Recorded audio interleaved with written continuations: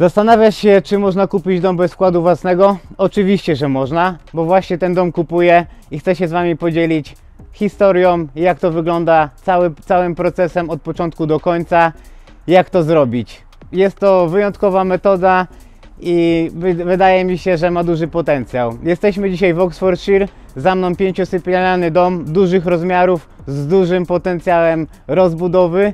Zaproszę Was do środka i opowiem Wam, jak to wygląda w praktyce.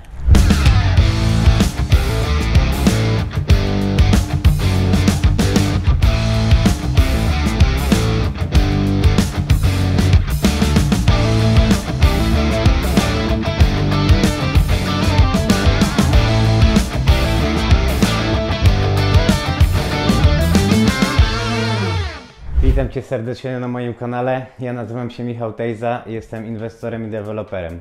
Jesteśmy na nieruchomości, którą jestem związany od 2015 roku. Zacząłem, że tak powiem, powiem Wam, jak ta historia wygląda od początku. Wprowadziłem się tutaj na pokój jeszcze w 2015 roku i akurat osoba, która wynajmowała ten dom, kupiła swoją nieruchomość, tą chciała oddać do landlorda. Udało mi się, że tak powiem, złapać kontakt z landlordem bezpośrednio i przejąć ten dom, gdzie mogłem mieszkać w jednym pokoju, a część pokoi podnajmować dla profitu. I przez ten czas, cały czas, że tak powiem, miałem ten dom wynajęty, aż w końcu udało mi się dogadać z właścicielem na zakup tej nieruchomości fajną umową, która się nazywa konkretnie Lease Option Agreement. Ta umowa daje możliwość zakupu, ale nie zobowiązuje. I w tym akurat konkretnym przykładzie umówiłem się z właścicielem, że mam 5 lat na zakup, na finalizację tej nieruchomości, więc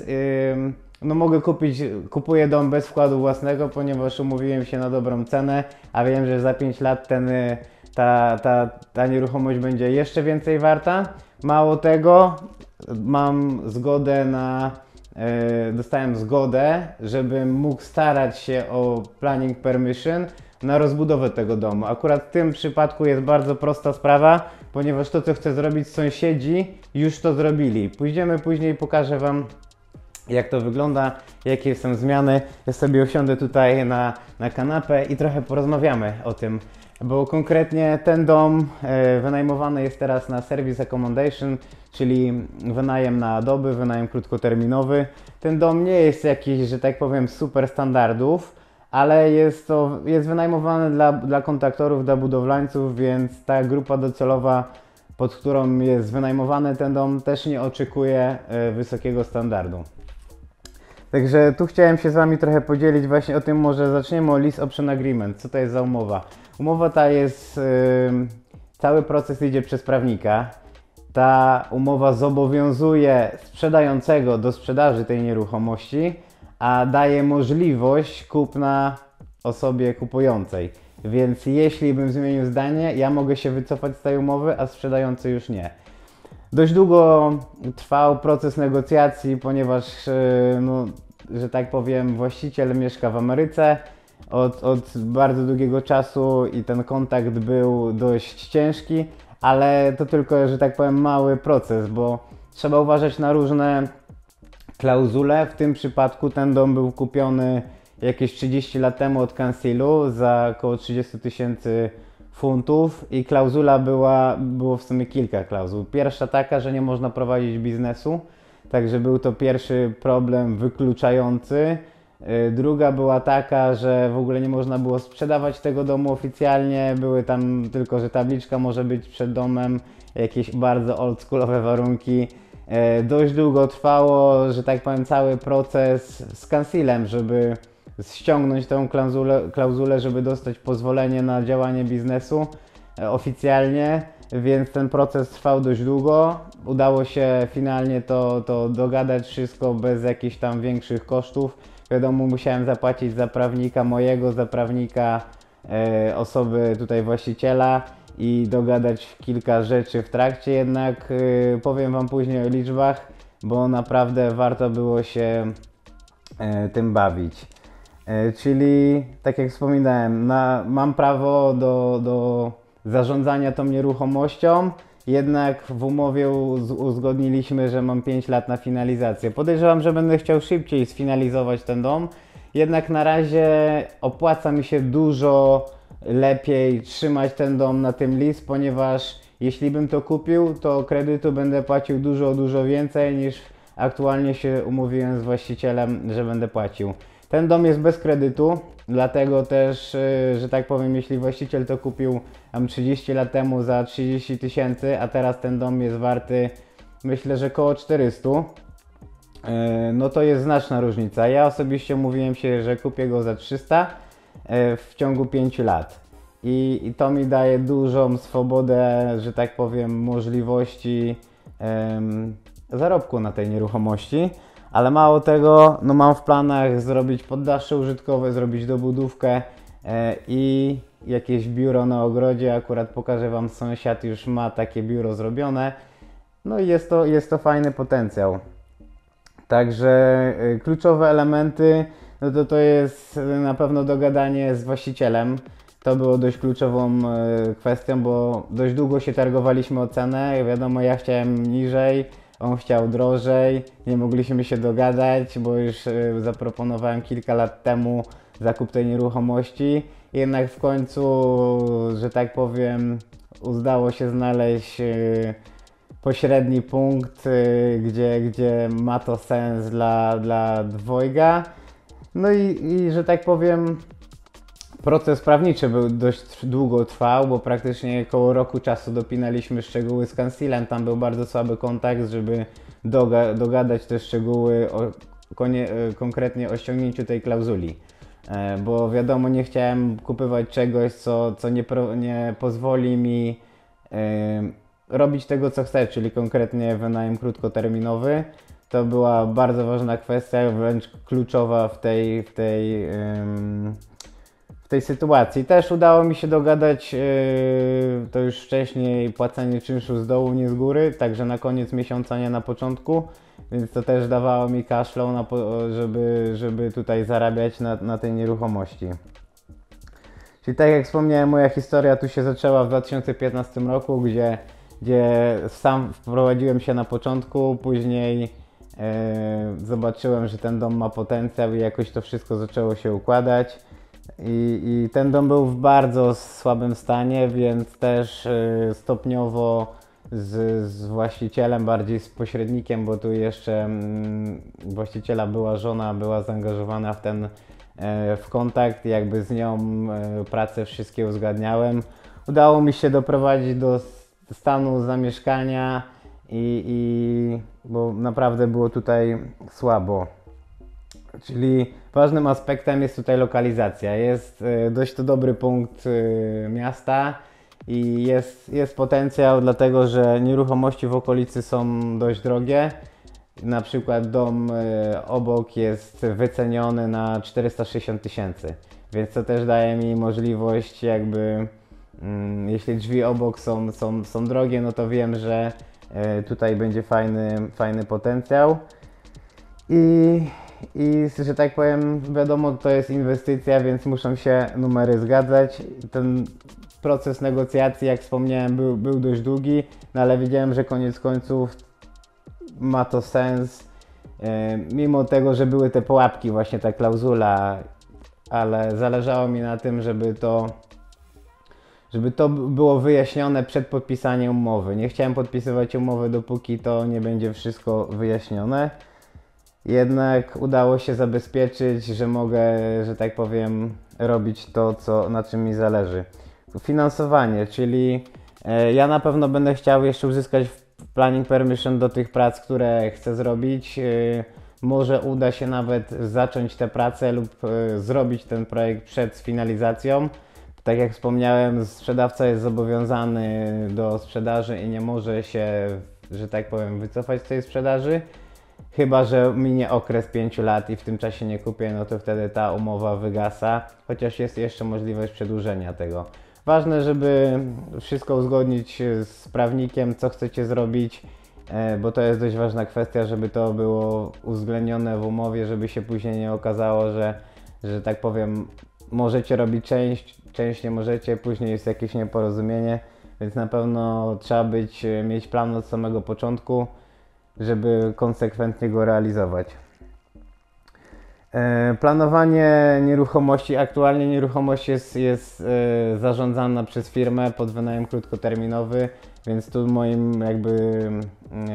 moją kwestią było wyposażenie nieruchomości i zapewnienie wszystkich standardów, regulacji pod wynajem krótkoterminowy. Teraz weszły regulacje, że muszą być zamykanie drzwi, że tak powiem, w kuchni, w salonie, więc kilka rzeczy trzeba było jeszcze dopracować, żeby spełnić regulacje.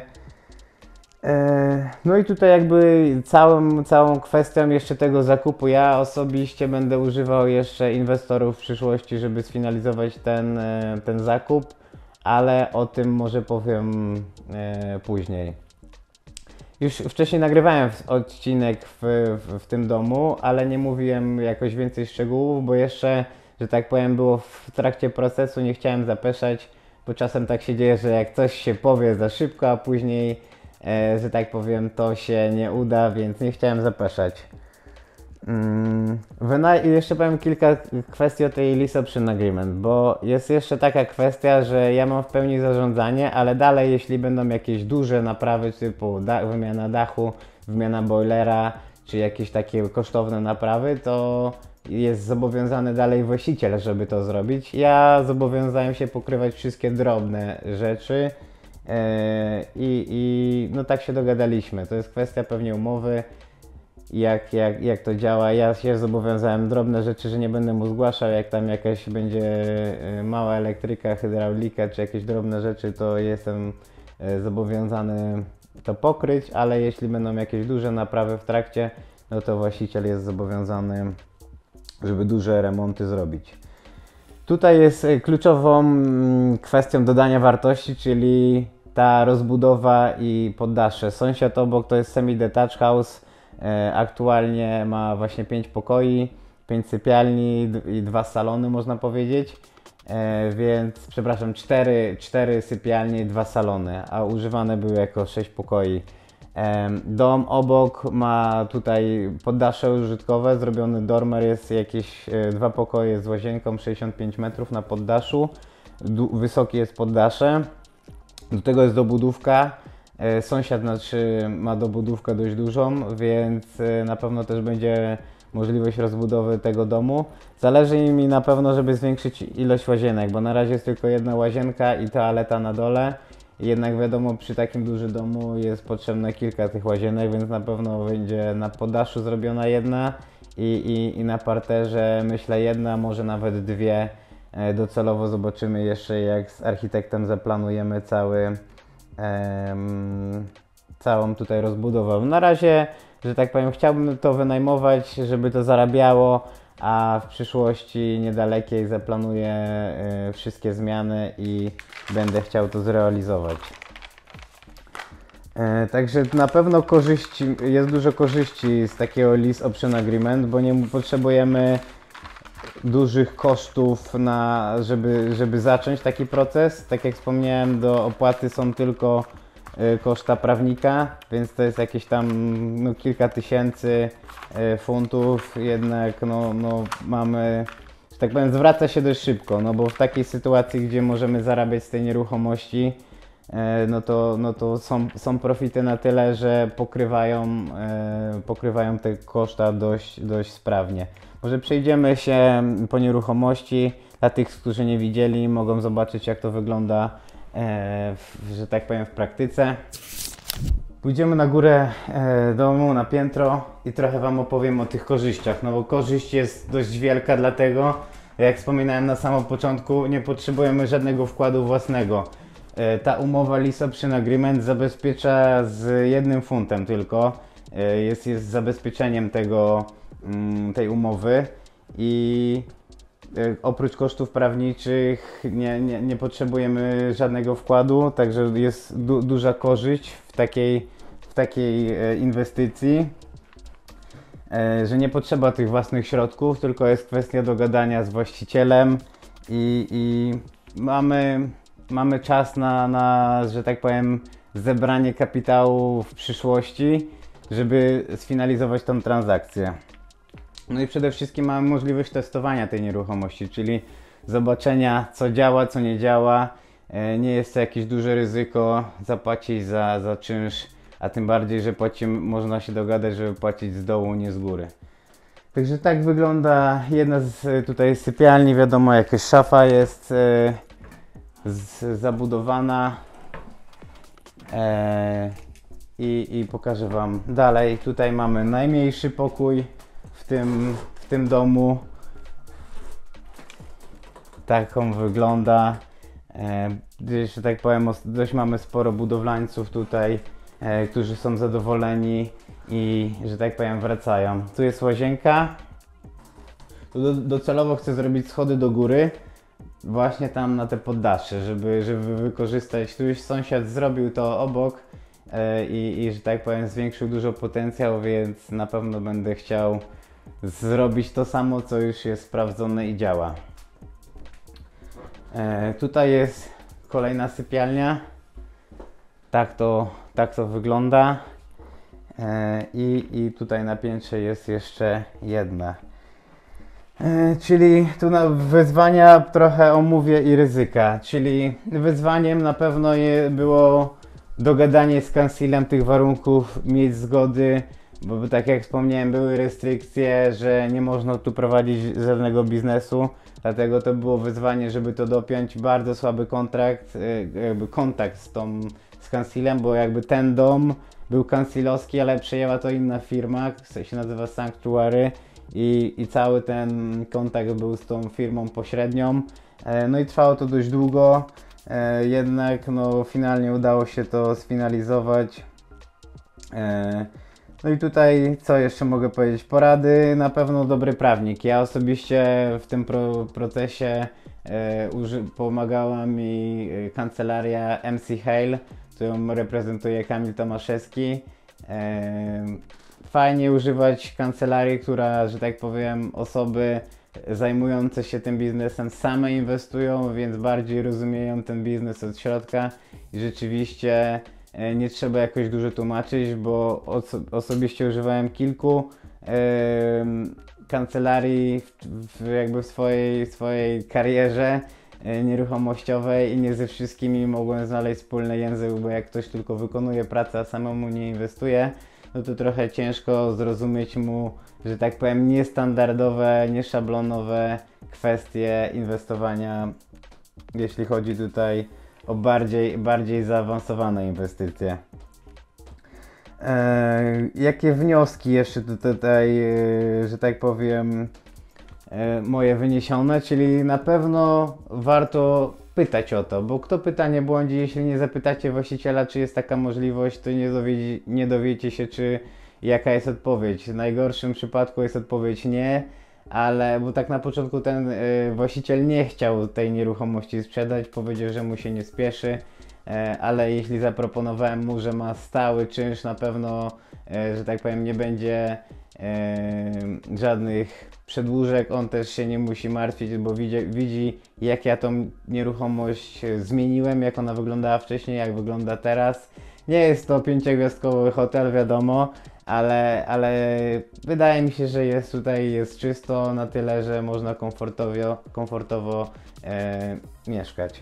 Także jeszcze raz podsumuję, warto pytać, szukać rozwiązań, szukać, że tak powiem, problemów, najlepiej je rozwiązywać. W tym przypadku dość problematyczne jest dla osoby, która mieszka za granicą i wszystko tutaj, cały ten proces wynajmowania był przez byłą partnerkę. Wiadomo, nie są to komfortowe sprawy załatwiać takie rzeczy z byłą partnerką, z osobą, która już nic z nas nie łączy. Każdy chce mieć, że tak powiem, nowy po rozstaniu, raczej no, mieć nowe życie. Oboje, że tak powiem, mają swoich partnerów, swoje rodziny, więc nie warto, nie jest to komfortowe. I mi się wydaje, że trafiłem w punkt, żeby rozwiązać ten problem. Ja biorę wszystko na siebie, takie podstawowe rzeczy i też mam możliwość na tym zarabiania, także win-win w tej sytuacji. Na co jeszcze zwrócić uwagę? No to przede wszystkim zanim zaczniecie taki proces, sprawdźcie na Land Registry, jak wygląda sytuacja z tym tytułem, czy nie ma tam jakichś zamieszań, właśnie tak jak w tej sytuacji było tutaj wyzwanie ze zmianą, z ściągnięciem tego zapisu. Ale, że tak powiem, wyzwania są po to, żeby je rozwiązywać. Ja lubię wyzwania, więc końcowo udało mi się to sfinalizować, ale nie było lekko, trzeba było dużo przypominać się, dużo chase'ować, żeby udało się to sfinalizować. Także na pewno jest to motywacja, mam nadzieję, dla Was, dla widzów, że można takie coś osiągnąć, że tak powiem, i zarabiać na nieruchomościach bez wkładu własnego. Nie jest to łatwe, ale na pewno jest tu tutaj przykład, ta nieruchomość, że można to zrealizować. Pozwól, że przerwę Ci ten materiał, ale chcę poinformować Cię na temat możliwości współpracy ze mną. Jest ona dostępna w dwóch wariantach. Pierwszy jest to pożyczka na procent z zabezpieczeniem na nieruchomości, na inwestycji. Zaczyna się od 50 000 funtów wzwyż. Jest też możliwość współpracy ze mną na mniejszych kwotach, zainwestować 20-30 tysięcy, jednak na takie kwoty nie jestem w stanie zaoferować zabezpieczenia. Oczywiście jest umowa, ale nie ma zabezpieczenia na nieruchomości. I jest też druga możliwość współpracy, która polega na inwestowaniu w spółce, gdzie jest możliwość współpracy ze mną na zasadzie partnerskiej. Taka współpraca zaczyna się od 500 000 funtów wzwyż. I polega na tym, że inwestor pożycza pieniądze do spółki, razem robimy projekt, ja zajmuję się wszystkim od wyszukania okazji inwestycyjnej przez cały proces i inwestor po skończonym projekcie w pierwszej kolejności dostaje swoją pożyczkę z powrotem, a następnie później dzielimy się profitami wedle udziałów. Jeśli interesuje Cię ten temat, chciałbyś zacząć współpracować ze mną, zapraszam Cię na moją stronę www.tejzaproperty.co.uk, gdzie znajdziesz formularz zgłoszeniowy, w którym chciałbym, żebyś wypisał swoje dane oraz załączył wyciąg z konta bankowego potwierdzający posiadanie środków. Ja osobiście skontaktuję się z Tobą i porozmawiamy, co możemy wspólnie zrobić. Dzięki, do usłyszenia. Pozdrawiam. Zaproszę Was jeszcze na dół, pokażę Wam resztę nieruchomości. Możecie zobaczyć resztę domu, jak tu wygląda. Tutaj jest taki, że tak powiem, drugi salon, miejsce bardziej jadalnia, gdzie można zjeść, porozmawiać. Tutaj mamy kuchnię. I jest to, że tak powiem, zwykły dom. Jednak no, tu jakby głównym czynnikiem jest to, że można było go nabyć bez wkładu własnego, a przy tym rozbudować go znacznie, bo zaraz wyjdziemy na ogród, pokażę Wam, jak to wygląda. Sąsiad już ma, że tak powiem, takie biuro, że tak powiem, które przekształcił w sumie na flata po jakimś czasie i ma dużą dobudówkę, więc tutaj będzie łatwo po prostu zrobić to samo. Jeśli już coś jest w okolicy, to raczej cancel nie robi problemów, jest to dużo łatwiejsze. Przynajmniej znam tych sąsiadów dość długo, wiem, że akurat nie są upierdliwi, są normalni, można z nimi się dogadać, więc jeśli będzie jakiś problem do rozwiązania, najpierw skontaktują się ze mną, a nie będą gdzieś tam do cancelu składać zażalenia. Także jeśli interesuje Cię mój kanał, daj łapę w górę, komentarz dla zasięgów. A ja zaproszę Was jeszcze na ogród. Jak możecie zobaczyć, ogród jest dość sporych rozmiarów. No i oczywiście chciałbym ten potencjał wykorzystać. Na razie tu jest jakiś storage, takie na trzymanie gratów. Docelowo chcę to zburzyć. Jak zobaczycie, sąsiad jaką ma dobudóweczkę fajnych rozmiarów. No taki salon z kuchnią, łazienka. Można tutaj kamerę prosić na tą stronę. Także mniej więcej tak wygląda ta dobudówka. Ja bym docelowo chciał trochę większą, żeby zwiększyć jak najbardziej rozmiar, ale podoba mi się te pomieszczenie, nie? Czyli wiadomo, planning na biuro, które później zmienia swoją użytkowość. I jak jeszcze zobaczycie tam ważny detal, to jest ten dormer, nie? Wykurz, który też będę chciał zrobić. Tam, że tak powiem, na poddaszu jest jakieś 75 m2 i są dwie duże sypialnie i łazienka. Co wiadomo, dodaje sporo wartości. Na pewno jeszcze będę chciał przed domem zrobić dodatkowe miejsce parkingowe. Są takie krzaki, które gdzieś tam no, nie są potrzebne i łatwym kosztem można zmienić dodatkowe miejsce parkingowe, które będzie benefitem do tej nieruchomości. Także mam nadzieję, że gdzieś tam skorzystaliście z tego odcinka, pokazał Wam możliwość zarobku bez wkładu własnego. Jest to kreatywne rozwiązanie w dzisiejszych czasach co do inwestowania, no ale o to w tym chodzi, żeby kreatywnie myśleć, że tak zwane out of the box, znaleźć rozwiązania tam, gdzie inni nie widzą, no i rozwijać się, bo jeśli takich nieruchomości do portfolio uda się zrzucić więcej, to na pewno pozwoli fajnie rozwijać portfel nieruchomości. Tak wygląda ten dom.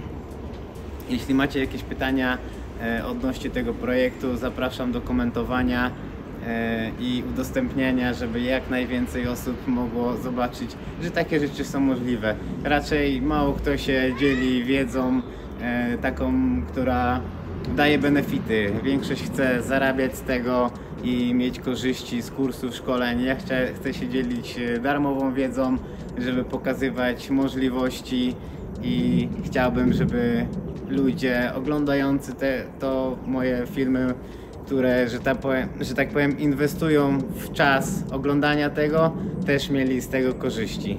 Dziękuję za uwagę, do usłyszenia, pozdrawiam, cześć.